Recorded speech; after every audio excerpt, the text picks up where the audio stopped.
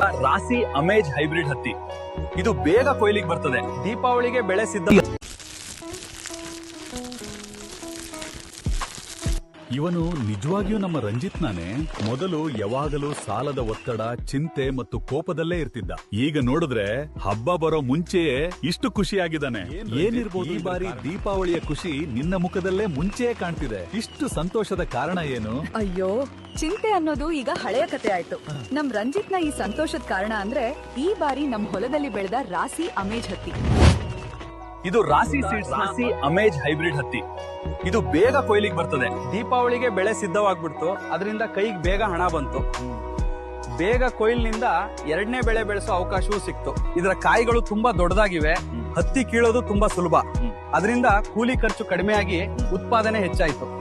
ರಾಸಿ Amaze ಭಯವನ್ನು ನಂಬಿಕೆಯಾಗಿಸಿ ಕೃಷಿಯನ್ನು ಸಂತೋಷವಾಗಿಸುವ ಬೆಳೆ.